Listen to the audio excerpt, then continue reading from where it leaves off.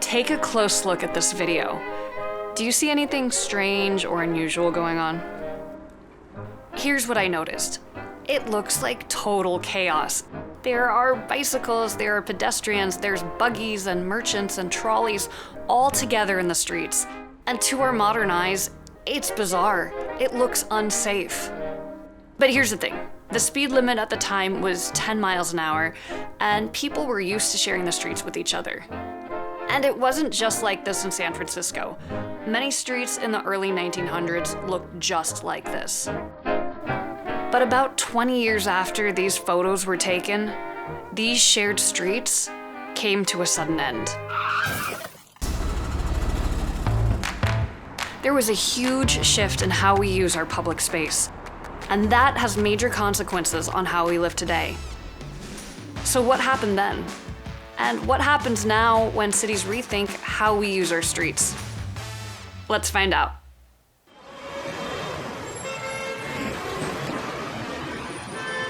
Here's what happened. As more and more people got cars in the early 1900s and as speed limits increased, the rate of deadly car crashes grew from 0 to over 30,000 per year. And cars started to get a lot of negative press. Pay attention to the language that's used here. Nation roused against motor killings. This was a front page of the New York Times, and it shows an image of the Grim Reaper running over a bunch of babies. It wasn't a good look for the auto industry. And auto manufacturers desperately wanted to shift the narrative. So the National Automobile Chamber of Commerce devised this free service for newspapers in order to, quote, get the press to treat automobile accidents more fairly than in the past. Here's what that meant. News reporters could send in details about a local car crash, and that wire service would craft a narrative about it, complete with nationwide stats for the reporter. And suddenly, in newspapers across the country, words like motor killing are replaced with accident. And these auto-approved articles shifted the blame to pedestrians, like the boob who did not look, conveniently absolving the ton of steel that just happened to be involved in the accident. That was one of the first campaigns to cement the idea that streets were for cars, not for people. The next campaign was so successful that you've probably heard of it. Jaywalking. Auto groups started promoting the term jay, which is an old-timey word meaning hick or redneck, to refer to pedestrians who walked in the streets. So if me calling you a redneck walker sounds kind of bad, that's what jaywalking sounded like at the time. The New York Times even called the term jaywalker a truly shocking name and highly opprobrious. I had to look up what opprobrious meant, and it means abusive. And it was an abusive term. Jaywalker stirred up an image of a country bumpkin confused by all the big streets and cars who didn't know how to walk right in the city and threatened public safety. And you know what a jay is? Well, besides being a bird, it also means a silly person. And that is just what the jitterbrained jaywalker is. Keep in mind, prior to cars and this propaganda campaign, walking in the streets was totally normal. But within a few years, the word caught on. The ridicule of their fellow citizens is far more effective than any other means which might be adopted. Ultimately, the campaign worked. Cities and states across the country started to outlaw jaywalking. This article quotes the guy in charge of traffic in New York City saying that 90% of all automobile injuries were due to jaywalking. That's how much the script had flipped. In his head, it wasn't at all about the cars. It was those pesky people that kept getting in the way.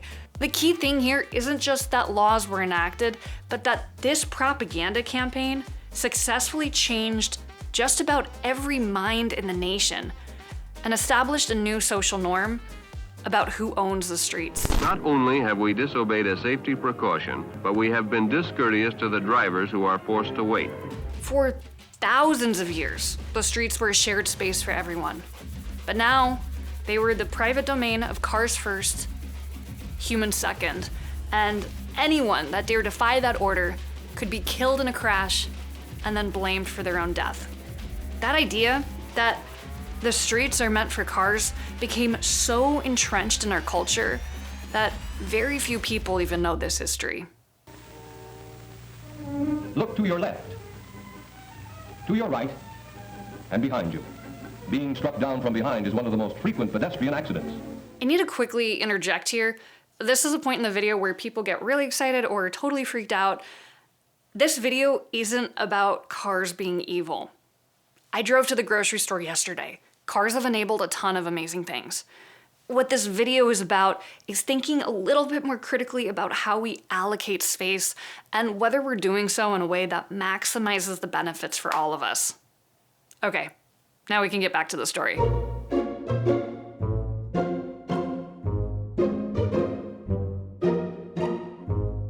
So in the past 100 years, our relationship with public space drastically changed. And it was in that process that we blindly started to accept dedicating more and more space to cars. And it was over that period that we became locked in a never-ending cycle of ever-expanding car infrastructure. Here's what happened. For decades, urban designers focused solely on the question, how do we get from A to B in a car fast? This spectacular two-deck viaduct through Seattle's busiest section has cut a 20-minute traffic battle to 3 minutes travel time. We started giving more space to cars, expanding roads to 4 lanes and 6 lanes, and then the shops along those roads want to accommodate drivers, so they add parking. And now we have to space the shops a little further apart. But walking and biking now becomes much less pleasant going by all these parking spaces and far apart shops, so more people choose to drive, and now we need more roads and more parking. And then the cycle repeats over and over again until we reach today, where nearly 50% of the space in our downtowns is solely dedicated to cars. It's so extreme that the creators of SimCity had to scrap their plans to base the game on reality. Well, originally, we were just gonna model real cities, but pretty quickly realized there were just way too many parking lots in the real world, and, our game was gonna be pretty boring if it was proportional in terms of parking lots. Designing our cities around cars means more and more sprawl, which then cements the car as the only easy mode of transportation. And then it seems like we're never able to build enough infrastructure to support it. We're running out of roads. We didn't dream big enough. Several years ago, the Katy Freeway in Houston was a traffic nightmare. The Katy Freeway this afternoon, it's a mess. And when a highway's congested, what do? We add more lanes, we make it wider. So Houston did exactly that, spending $2.8 billion to do so. And at 26 lanes, they finally hit a world record. Widest freeway ever. But there's just one problem. Traffic actually got worse after the expansion. So how's that possible? We often think of traffic like a liquid. If you block it from going down one road, it'll just go down another, and if you expand the space, it'll flow more easily. But that's not the case at all. Studies show that when you add more lanes on congested roads, more traffic grows to fill those lanes as well. People realize that it's easier to drive, which then creates an incentive to drive, until congestion gets back to about the same level. If you can avoid it at all costs. And then the cycle repeats as the city decides to add more lanes, spending billions of dollars of public funds on roads, and ending up with slightly higher congestion costs per person. And the same goes for parking. Lots of cheap parking actually increases the demand for even more people to drive and then park.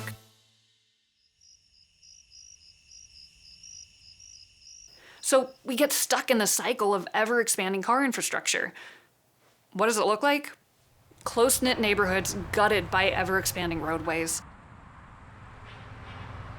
Green space paved over by parking lots, and of course, vast stretches of strip malls. And that car-dependent cycle has created some unexpected consequences.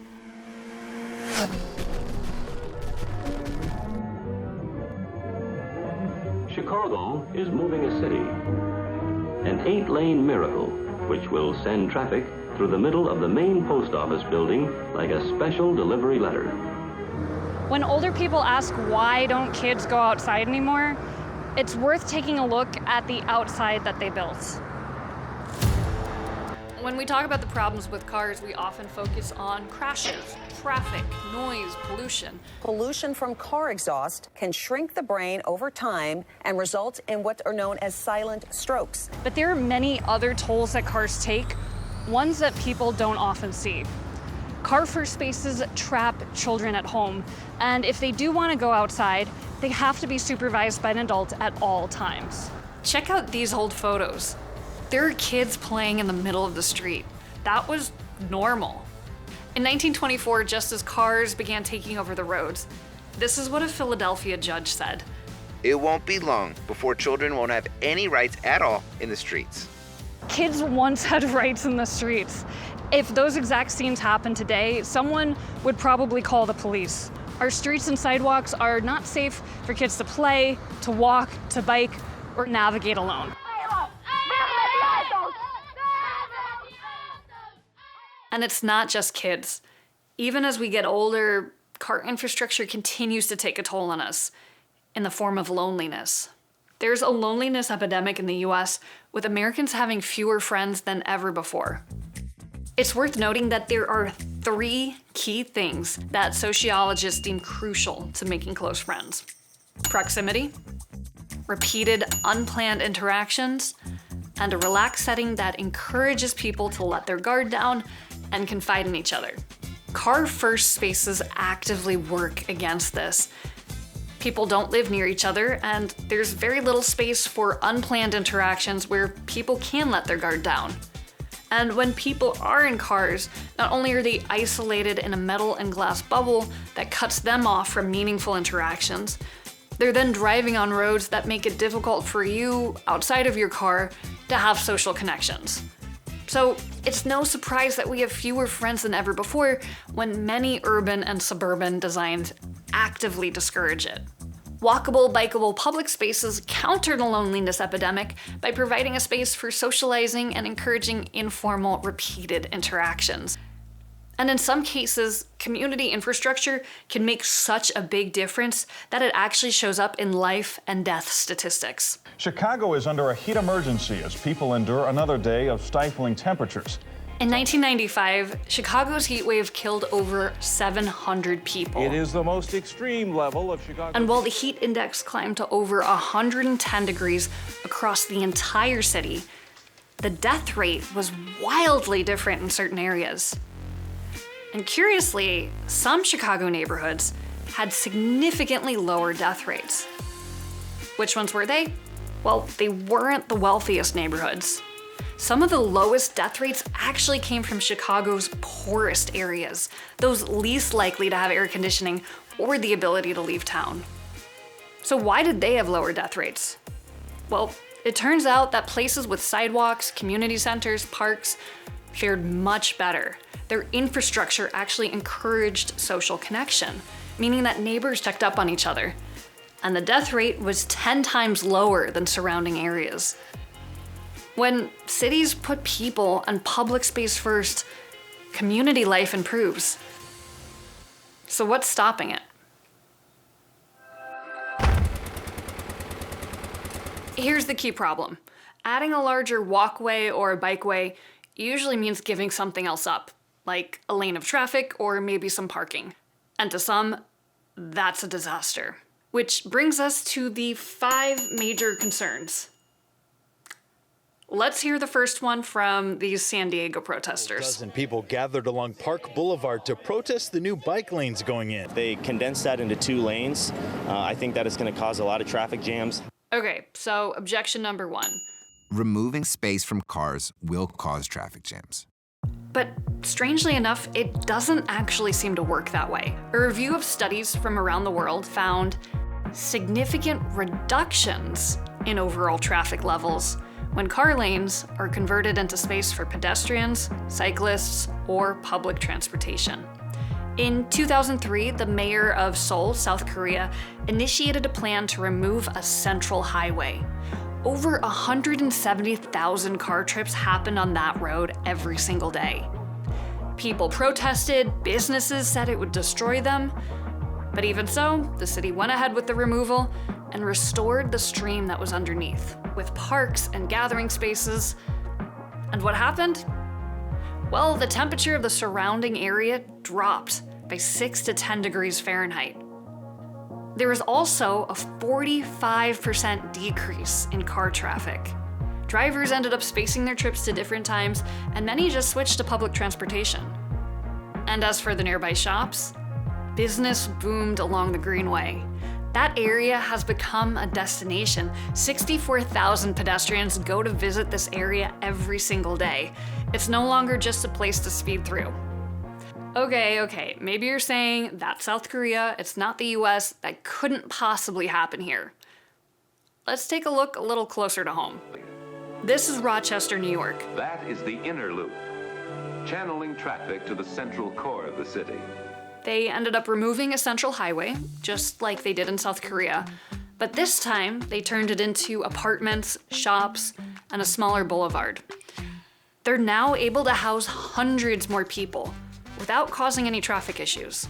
And as the mayor pointed out, the old highway actually encouraged people to drive through the community, not stay and shop at local businesses.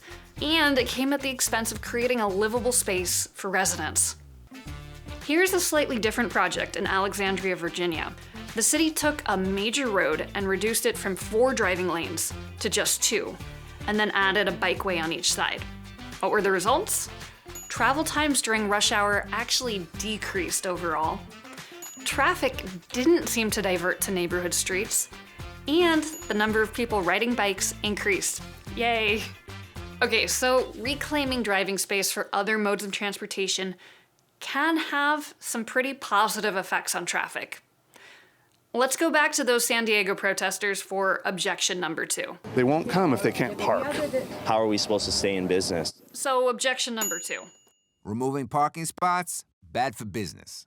It turns out that adding bike lanes or widening walkways, even when it comes at the expense of parking, almost never seems to negatively impact businesses. And in fact, it often seems to boost businesses in the area. Or for those of you who prefer the raw language of economic studies, quote, bicycle improvements had positive impacts on corridor employment and sales. Here's what we do know. Salt Lake City, Utah removed parking, added a protected bike lane, sales grew 25% faster than the rest of the city. New York City added the 9th Avenue bike lane, business sales grew 16 times faster than the surrounding area. Toronto removed 136 parking spaces, added a protected bike lane, the number of shoppers increased, as did the amount that they spent. Minneapolis narrowed car lanes, removed parking, added a bike lane, retail employment grew 48% more than surrounding areas. And I could go on. People want to be in walkable, bikeable spaces. The same thing is true for taking over parking spaces with seating and parklets. Generally, when streets have less traffic and less noise, they become more welcoming. People tend to stop more often, they socialize, and make purchases. It's generally good for business. Next objection? Okay, fine, maybe removing parking won't reduce commerce most of the time, but... What about when it's raining? Or it's freezing outside? People have no option but to drive then, and, they're gonna need somewhere to park their cars. It's true. Those parking spots are way more treasured by drivers when the weather is bad. But bad weather also means there's fewer drivers anyway. People tend to stay home when it's gross outside. In fact, a Department of Transportation report showed that there are about 14% fewer cars on the road in rainy weather. So even though rainy weather makes parking spots more in demand, it generally reduces the overall demand by reducing the number of drivers. It's also worth noting that the bike lane boost to business that we talked about earlier still holds up in places like rainy Seattle and chilly Toronto. Okay, maybe you're sitting there thinking, I like driving. I need to drive, and I need parking, and really, I don't want to be inconvenienced by a lack of parking spots. It's already hard enough. And to that I say, that's fine. But you'll still personally benefit as a driver when there are better bikeways and better walkways. How? Even if you never choose to walk or bike instead of drive, many of your neighbors will. And when they choose alternatives to driving, they'll free up parking spots for you. See, it's not like people really enjoy parking their cars at various places around town. They just want to get where they're going quickly and conveniently. But when their only option is to drive, that then translates into demand for parking. When people have other pleasant options, biking along a nature trail, walking down a boardwalk or a greenway, it turns out that many people choose to do exactly that. They choose not to drive, and then there's less demand for the road. Removing some parking spaces and supporting other modes of transportation makes getting around town much more pleasant for everyone, and actually results in more parking spots for those who need to drive. Okay, now for the final major objection. Perhaps you're thinking, Yeah, that all sounds great, but you've mentioned places like downtown Seattle or New York City. Walkable, bikeable spaces won't work in my neighborhood. maybe that's the case. We certainly don't need to turn every single parking lot and road into a bikeway, farmer's market, art gallery, promenade. But there are probably places near you with a bit more density. Maybe you call it downtown or Main Street or the historic district. Here's what I mean. Take a look at this map of Arlington, Virginia. You see that yellow highlighted area? That area is full of restaurants, shops, gyms, apartments. That's the kind of area that's ripe for this sort of transformation.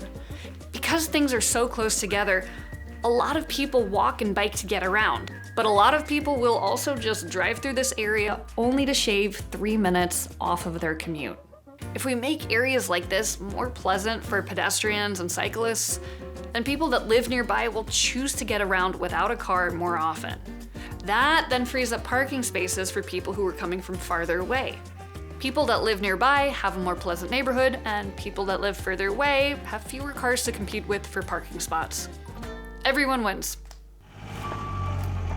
It was possible, finally, after very difficult battles, to make a city that would reflect some respect for human dignity, that would show that those who walk are equally important to those who have cars. And I was almost impeached in the process. That's Enrique Peñalosa.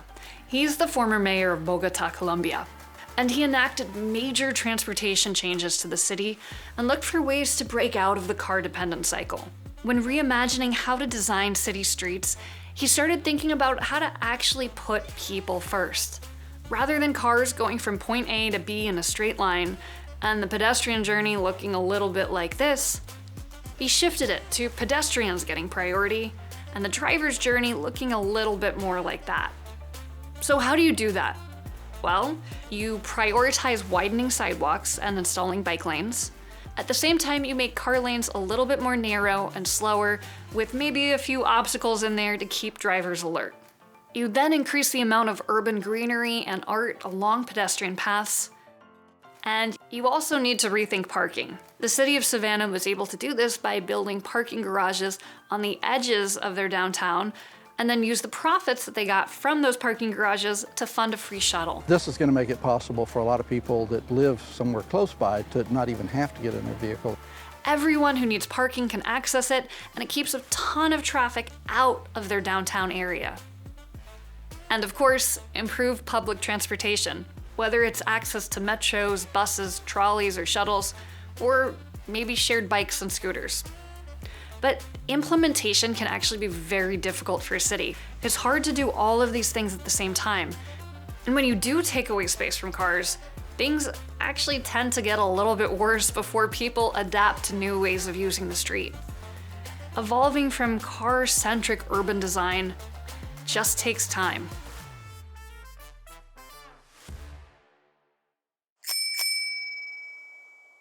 We've accepted letting people park their private property on public space when that property's a car.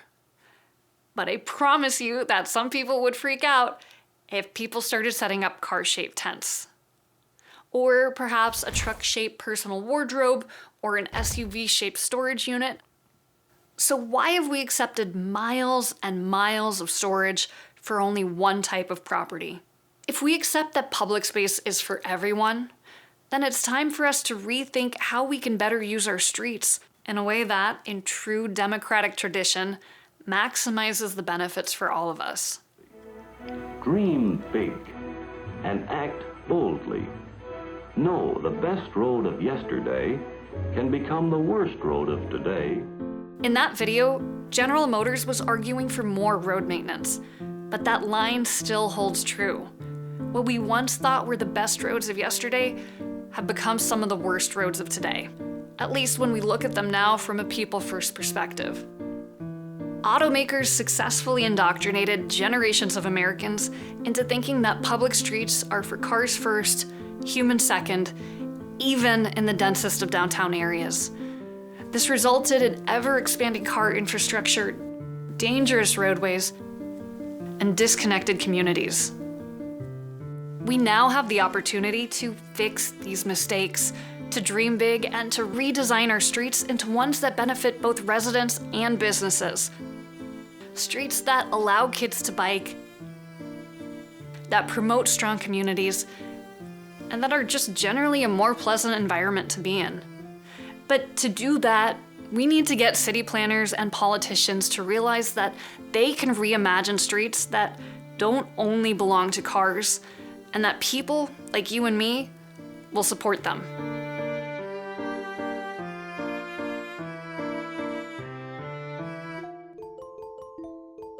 So here's where you come in.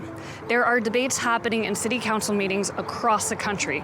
Do we build wider roads, or perhaps do we dedicate some of our public space to more trees, bigger sidewalks, better bike lanes? Historically, these meetings have been dominated by people who want to maintain the status quo and maintain car-first infrastructure.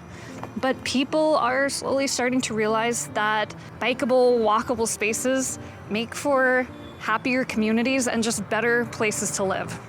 We're actually having this debate right now about this street right here in my hometown of Falls Church, Virginia, Park Avenue.